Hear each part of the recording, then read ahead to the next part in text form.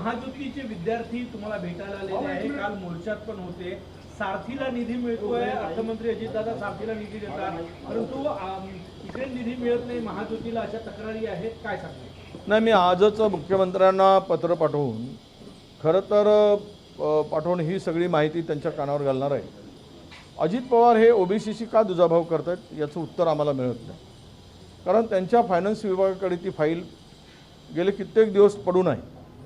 या सगळ्या महाज्योतीच्या विद्यार्थ्यांना PhDची अधिछात्रवृत्ती जे द्यायची आहे हे तुम्ही बार्टी आणि सारथीच्या नियमाप्रमाणे महाज्योतीला देणे बंधनकारक आहे.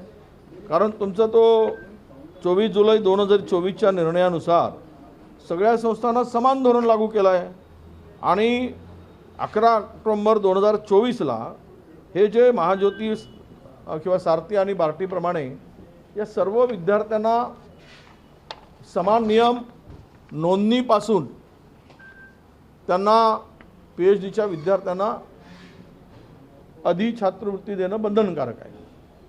पण या दोन संस्थांना देऊन टाकलं आहे आणि महाज्योतींची फाईल वित्त विभागाकडे अडून आहे, अजितदादांच्याकडे अडून आहे. मला मुख्यमंत्र्यांना थेट विचारायचं आहे की तुमचे वित्तमंत्री असे आमच्याशी का वागतात? तुम्ही त्यांना दम का देत नाही? तुम्ही कोल्हापूरची सारथीची बिल्डिंग 150 कोटीची बांधली, पुण्याचा सारथीची बिल्डिंग 5 स्टार हॉटेल बांधलं, हॉटेलसारखी बांधली आणि अजूनही महाज्योतीच्या इमारतीचा पत्ता नाही, त्याला पैसे नाही. मग मुख्यमंत्री ओबीसींच्या भरोश्यावर निवडून येतात आणि ते का त्यांना दाटत नाहीत? त्यांना का सांगत नाहीत की तुम्ही महाज्योतीला सुद्धा मग समान पैसा, समान निधी? मग त्यांना एवढा मोठा निधी दिला, जवळपास या सगळ्या बांधकामासाठी 600-700 कोटी रुपये खर्च केलेत 10-15% लोकांसाठी, आणि इकडे मात्र 54% लोक ओबीसी असताना यांच्यासाठी इमारतीला पैसा नाही, हॉस्टेलसाठी पैसा नाही. आता काहीतरी सांगितलं मोर्चा निघाल्यानंतर काल की आम्ही 28 ऑक्टोबरपर्यंत सगळ्या जागा शोधा. आतापर्यंत काय झोपले होते काय वर्षभर? आता जागा शोधायला लागलेत.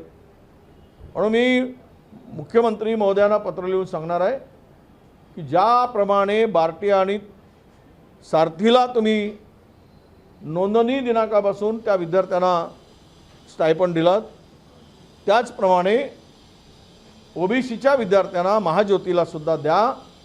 आमच्यावर अन्याय करू नका. अजितदादांची भूमिका ही नेहमीच ओबीसीवर अन्याय करणारी आहे, हा माझा थेट आरोप आहे. कारण निधी वितरणावरून ही जी काही दरी दिसते आहे, गॅप दिसते आहे, ती बुजवण्याचं काम करावं. हे अशी पद्धत चालणार नाही महाराष्ट्रामध्ये की एकाला सगळं वाहून द्या आणि दुसऱ्याला उपाशी ठेवा, त्याला काहीच देऊ नका. मग हे कसलं ओबीसीचं सरकार? कशा पद्धतीने ओबीसीसाठी उभे आहेत? एवढी मोठी गॅप कशी असू शकते? एकांना 13,500 कोटी रुपये कर्जासाठी द्यायचे, त्यांनी पोकल्यान घ्यायचे, JCB घ्यायचा, ट्रक घ्यायचे आणि धंदा करायचा, आणि दुसरीकडे मात्र मागासवर्गीय महामंडळाला 500 कोटी रुपये देऊ शकत नाहीत. 2 लाखाचा कर्ज असेल तर बँकवाला फिरवतो, चक्रा मारायला होतो 6-6 महिने, त्याला कर्ज मिळत नाही. आणि एकीकडे मात्र तिजोरी खाली केली जाते, तिजोरीत पैसा नाही म्हणून. तर हे यामध्ये मुख्यमंत्र्यांनी लक्ष घातलं पाहिजेत. आणि ज्याप्रमाणे निर्णय घेतला तुम्ही 11 ऑक्टोबर नाही 24 जुलै 2024ला समान निधी देण्याचा, तर त्या निर्णयाचं पालन केलं पाहिजे. पण हे होताना दुर्दैवानं दिसत नाही. त्यामुळे आमच्यावर अन्याय करू नका, ही या विद्यार्थ्यांची भावना आहे. मी मुख्यमंत्री महोदयांना पत्र लिहून त्यांच्याकडे ही मागणी करणार आहे. अजित पवार मुद्दाम दुजाभाव करताय असं वाटतं मला 100% दिसत आहे, पण मुख्यमंत्री लक्ष घालत नाहीत ना. 100% खात्रीनं सांगतो, बसावं एका बैठकीमध्ये. आतापर्यंत किती निधी दिला? आणि आमची फाईल तुरंत, सारथीची फाईल आली की 2 मिनिटामध्ये क्लिअर होते, 2 दिवसात क्लिअर होते. आणि ही फाईल 6-6 महिने पडून राहते यांना निधी देताना. हे काय कशाला करता येते? आमच्या विद्यार्थ्यांना सांगतात तुम्हाला भेटणार नाही, जा भाऊ आम्ही. आणि मग काय म्हणतात वरून की तुम्ही त्यांना दिलं तर ती आमची चूक झाली, म्हणजे मराठा समाजाला दिलं चूक झाली आणि ओबीसी समाजाला असं सांगताय. बाबा राज्य सगळ्यांचं आहे, सगळ्यांना समान वागणूक द्या, सगळ्याबरोबर वागा. आमचे काय मराठा समाज काही दुश्मन नाहीत, तुम्ही त्यांना दिलं तसं या ओबीसींना पण द्या, ही आमची भूमिका आहे. भाऊ, काल तुम्ही इशारा दिला जी आर रद्द झाला नाही 2 तारखेचा तर मुंबई, ठाणे आणि पुणे जाम करू, हा इशारा होता की याचा अर्थ काय काढता त्यांनी? नाही इशारा इशारा होता. इशारा सरकारलाच होता, दुसऱ्याला कोणाला देणार. ज्या पद्धतीनं ठाण्यामध्ये एक उपमुख्यमंत्री बसून आहेत, पुण्यामध्ये दुसरे उपमुख्यमंत्री बसून आहे आणि मुंबईच्या मध्ये मंत्रालयामध्ये 6व्या माळ्यावर मुख्यमंत्री बसले आहेत. त्यामुळे जर त्यांनी जरांगे पाटलांनी मुंबई जाम केली म्हणून काही कुठले कशाही पद्धतीनं निर्णय घ्याल, मग आम्ही पण बघू ना. 54% आता एकत्र येत आहे, हा समाज पेटला आहे. तुम्हाला 10% 15% आवरता आलं नाही, तुम्ही या 54% कसं आवरणार? त्यामुळे आम्हाला मजबुरीनं तो निर्णय घ्यावा लागेल. हा इशारा आहे आणि सत्यामध्ये आम्ही लवकरच करूनही दाखवू जर जी आर रद्द झाला नाही तर. आता isakal.com आहे देशातील नंबर 1 ची मराठी न्यूज वेबसाईट. प्रत्येक अपडेटसाठी isakal.com ला नक्की भेट द्या. 14 सप्टेंबरला महाविकास आघाडीचे नेते मुख्य निवडणूक आयुक्तांना भेटणार आहे, त्यात राज ठाकरे देखील सोबत असणार आहे. काय समजायचं, काँग्रेस राज ठाकरेच्या महायुतीमध्ये सहभागाला समर्थन समजायचं? बघा, ज्या पद्धतीनं निवडणूक आयोगांची बेईमानी चालली आहे, मतदार याद्यामधला घोळ आहे, पारदर्शकता राहिली नाही आणि अशासाठी जर सर्वपक्षीय मंडळी आम्ही भेटत असू त्यात तर गैर काय आहे? राज ठाकरे काही महाराष्ट्राच्या बाहेरचे आहेत असं नाही, त्यांचाही पक्ष आहे आणि राहायला तुमच्या मनातलं जे काही असेल आघाडीचा वगैरे ते पुढे ठरेल. ते काय अद्याप अजून काही संपलेलं नाही, विषय संपलेला नाही. आम्ही सगळे बसून महाविकास आघाडीचे लोक बसून निर्णय घेऊ आणि कोणी जर येत असेल सोबत तर त्यामध्ये हायकमांडला कानावर घातलं जाईल आणि हायकमांडची तयारी असेल त्यांच्याशी चर्चा करून तो निर्णय आम्ही घेऊ. तुम्ही म्हटलं विषय संपला नाही मनसेला महाविकास आघाडीत घेण्याचा, याचा अर्थ असा होता की विषय सुरू झाला, स्कोप आहे त्यांना घेण्यात, हायकमांडने चर्चा करून? बघा, स्कोप म्हणण्यापेक्षा त्यांची तयारी काय आहे ते काँग्रेसमध्ये असलेल्या महाविकास आघाडीमध्ये येत आहेत की उद्धवजी बरोबर जात आहेत, हे त्यांच्याही मनात काय आहे तेही कळलं पाहिजे ना. आम्हीच म्हणू, पण त्यांनी जर दोन भावांनी काही वेगळा चर्चा केली असेल तर मग त्याला आमच्यापाशी कुठलं उत्तर असणार. म्हणून या तीनही दोघाही नेत्यांचं मत आणि आमच्या हायकमांडचं मत हे एकत्र बसून ठरलं की निर्णय या दिशेनं जायचं की त्या दिशेनं जायचं, त्यावेळेस तो निर्णय होईल. हो, ही सगळी बैठक होत असताना आज मात्र राज ठाकरे मुख्यमंत्र्यांसोबत एका चित्रपटाच्या ट्रेलरच्या निमित्तानं एकत्रित येत आहे. तुमच्याशी चर्चा सुरू आहे, मुख्यमंत्र्यांशी पण एकत्रित येत आहे? नाही, याला आता म्हणजे काय, हे एकमेकाचे दुश्मन आहेत काय? बाजूला पिस्तूल घेऊनच गेले पाहिजेत एकमेकाला भेटायला, असं थोडं होतं आहे. काही कार्यक्रमानिमित्त नेते एकत्र येतात, बऱ्याच वेळा येतात, आम्ही येतो एकत्र. त्यामुळे याचा अर्थ काही चुकीचा लावण्याला मला योग्य वाटत नाही. भेटू शकतात, काही कार्यक्रमानिमित्त एकत्र येऊ शकतात, ते काही पक्षीय कार्यक्रम नाही, तो पक्षाचा कार्यक्रम नाही. त्यामुळे यामध्ये फार चर्चा करण्याची आवश्यकता वाटत नाही. दिवाळीची खरेदी फक्त हिंदूंकडूनच करा असं आमदार संग्राम जगताप म्हटलेले आहे.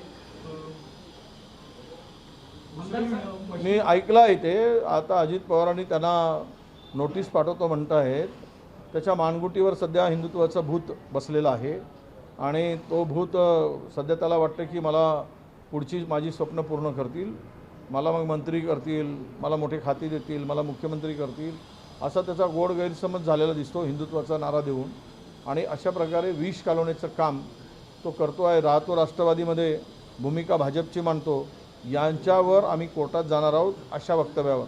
ज्यांनी संविधानाची शपथ घेऊन जी ओध घेतली त्यामध्ये कुणाशीही वैरत्व ममत्वभाव असणार नाही अशी जी काही शपथ घेतली आणि त्याचा भंग होतो आहे, त्याच्या वक्तव्याविरुद्ध कोर्टात जाऊन याचं सदस्यत्व रद्द करा अशी मागणी आम्हाला करावी लागेल आणि त्याची चर्चा आमची परवाच्या बैठकीमध्ये या विषयावर चर्चा आम्ही करू. आणि असे जे आग लावणारे आहेत समाजात, द्वेष निर्माण करणारे धर्मात आणि स्वतःचं कर्तृत्व शून्य असलेली ही मंडळी धर्माच्या नावावर काही करू पाहताय त्याला कुठलाही बेस नसताना, तर अशा विरुद्ध न्यायालयामध्ये आम्हाला मागावं लागेल, न्याय मागावं लागेल की या माणसाला त्या आमदारच्या पदावर राहण्याचा अधिकार आहे का. सहकार मंत्र्यांनी काल दिलगिरी व्यक्त केली, परंतु ते पुरेसं आहे का की शेतकऱ्यांबद्दल असे शब्द वापरणं त्यांनी राजीनामा द्यायला ज्यांच्या पोटात जे आहे ते ओठात आलं, आबासाहेबांच्या पोटात जे होतं ते ओठात आलं. यावरूनच नियत काय आहे हे कळते शेतकऱ्याप्रती. उनकी नियती बुरी है, त्यामुळे आता माफी मागून काय उपयोग आहे. तुम्ही पहिल्यांदा हे करण्याची गरज होती का वक्तव्य. शेतकऱ्यांना दुःख मोठं आहे, त्यांच्या दुःखावर मीठ चोळण्याचं काम या मंत्र्यांनी केलेलं आहे. मीठ चोळलं आहे, अक्षरशः जखमीवर मीठ चोळलं आहे. आणि आज 15 दिवसामध्ये 81 शेतकरी आत्महत्या करतात, याची लाज वाटत नाही या मंत्र्याला, थोडी शरम वाटत नाही आपण काय बोलतो आहोत. आणि त्यांना संकटात सापडलेल्या माणसाला सांत्वन करण्याऐवजी त्याला डिवचण्याचं काम, त्याचा अपमान करण्याचं काम जर मंत्री करत असेल तर माफी मागून काय उपयोग आहे. भाऊ, जयंत मुनी कल्याण रत्न यांनी म्हटलेलं आहे की एखाद दुसरा व्यक्ती गेला तर काय होतो, आम्ही डॉक्टरांना मानत नाही, डॉक्टर मूर्ख असतात आणि जयंत मुनीमुळेच देवेंद्र फडणवीस मुख्यमंत्री झाले असा दावा त्यांनी. त्याचं उत्तर देवेंद्रजींनी दिलं पाहिजे. कोणामुळे मुख्यमंत्री झाले. जैन मुनीमुळे झालेत, देवेंद्रजी साधू संतांमुळे झालेत, कोणामुळे झालेत, हे उत्तर जर CMकडून आलं तर मग आम्हाला बोलता येईल. कारण जैन मुनी जर म्हणत असतील की आमच्यामुळे मुख्यमंत्री झाले, त्यात किती तथ्य आहे याचा खुलासा मुख्यमंत्र्यांनी करावा. आणि नाहीतर त्यांनी शस्त्र घेण्याची भूमिका बाळगली आहे.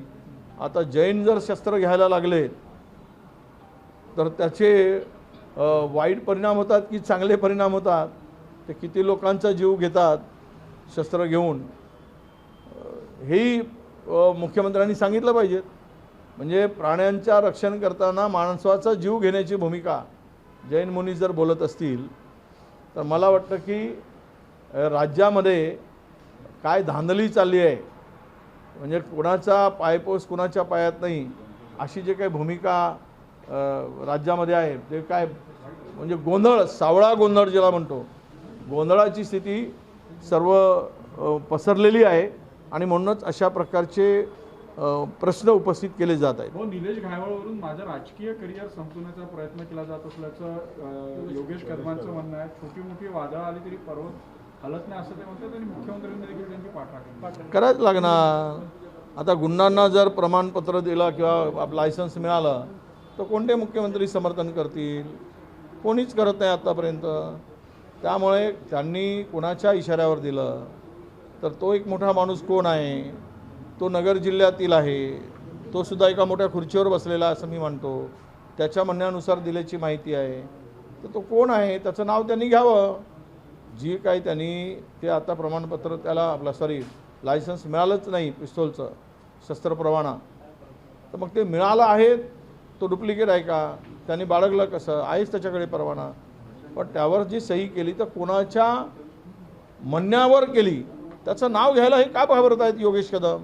नाव घेऊन मोकळा करावं, मग त्याच्यामागे आम्ही लागू.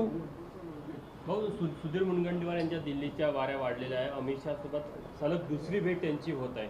कशा प्रकारे बघता नवीन राजकीय बदलाकडे. चर्चा काय, ते केंद्रात संघटनेत जाण्याची चर्चा आहे तुमच्या जिल्ह्यातले. हे असं आहे, महाराष्ट्रामध्ये रोज फुलांचा वर्षाव सध्या देवेंद्रजी आणि आपले मुनगंटीवार करतायत एकमेकावर. पुष्पवृष्टी होते आहे, त्यातून हे अधिक होत आहे पुष्पवृष्टी. म्हणून दिल्लीमध्ये जाऊन तिथे या पुष्पवृष्टीपासून बचाव करावा अशी कदाचित त्यांची भूमिका असेल. नव्या जुन्या आमदारांच्या मध्ये निधीचा जो घोळ झाला त्याबद्दल नव्या आणि जुन्या आमदारांमध्ये निधीचा जो घोळ, निधी वाटपाचा जो घोळ, निधी मिळते का आमदारांना. निधी तर कुठलीच मिळत नाही. आता ज्या निधी जुन्या होत्या 2 वर्षापूर्वी दिलेल्या त्याच निधीचे कामं सुरू आहेत. नवीन तर कुठलाच निधी 1 रुपयाचाही मिळाला आहे. आम्हाला देण्याचा प्रश्नच नाही, पण सत्ताधारी आमदाराला सुद्धा देण्यासाठी निधी नाही असे सत्ताधारी आमदार ओरडत आहेत. कारण आलेले पैसे लाडक्या बहिणीकडे चाललेत, उरलेले पैसे खाण्यात चाललेत, तर देण्यासाठी काय राहील अशी परिस्थिती आहे. उद्धव ठाकरेंच्या नेतृत्वात संभाजीनगरमध्ये हंबरडा मोर्चा निघणार आहे, सुरू झाला आहे. आणि एमआयएमने समर्थन दिलेलं आहे त्याला. नाही जाय शेतकऱ्यांच्यासाठी ज्याला भावना चांगल्या आहेत तो देईल. शेतकऱ्यांचा पाठीमागे ज्याला उभं राहायचं आहे तो समर्थन देणार. पण या सरकारने ते काय पॅकेज दिलं, फक्त 6,500 कोटी रुपये स्वतःच्या तिजोरीतून दिले, कायचं 31,000 कोटी रुपये दिलेत. मी त्या खात्याचा मंत्री होतो, मला माहिती आहे आम्ही किती दिलेत. यावेळेस हे कोरोनाचं संकट असतानासुद्धा, पूर्ण फार मोठं डिझास्टर असतानासुद्धा शेतकऱ्यांच्या पाठीमागे आम्ही उभे राहिलो. आता यांच्याकडे कुठलं काय, त्यावेळेस पैसे येत नव्हते तिजोरीत, सगळे व्यवस्था बंद पडल्या होत्या, खरेदी विक्री जमिनींचे व्यवहार बंद पडले होते, कारखाने बंद पडले होते, कुठलाही महसूल गोळा होत नव्हता. अशा स्थितीतही शेतकऱ्यांना कर्जमाफी दिली, कोरोनाच्या संकटात दिली. आता कुठलाही संकट नाही. त्यावेळेस काय केलं, त्यावेळेस काय केलं, कोरोना झोंबला होता ना सगळ्या, तुम्हाला दवाखान्यात होतात ना तुम्ही सगळे, अनेक जण जे आत्ता चिवचू चिवचू करतात ते. त्यामुळे त्यांना माहीत नाही काय त्यावेळेस कोरोना होता, काय द्यायचं ना काय नाही द्यायचं. सरकारकडे पैसे तरी होते काय, केंद्राने मदत केली नाही, तरी पण राज्याच्या भरोशावर आम्ही त्यावेळेस केले. आता तुम्हाला NDRFच्या निकषाप्रमाणे पैसे मिळत आहेत आणि ते पैसे मिळाले तुमच्या खिशातून किती जात आहेत, तर 6,500 कोटी रुपये फक्त जात आहेत. तुम्ही काय फार मोठा उपकार केला नाही, 6,500 कोटी रुपये दिलेत शेतकऱ्यांना. तेही मिळतील तेव्हा पाहू. उधारी म्हणजे लबाळाचं दिल्याशिवाय जेवण काही खरं नाही खाल्ल्याशिवाय, असा प्रकार आहे तो. धन्यवाद. देश विदेशातील प्रत्येक घडामोडींचे लाईव्ह अपडेट मिळवण्यासाठी आता साम टीव्हीच्या सर्व सोशल मीडिया प्लॅटफॉर्मला लाईक, फॉलो आणि सबस्क्राईब करा. तसंच सर्व नोटिफिकेशनसाठी बेल आयकॉन प्रेस करायला विसरू नका.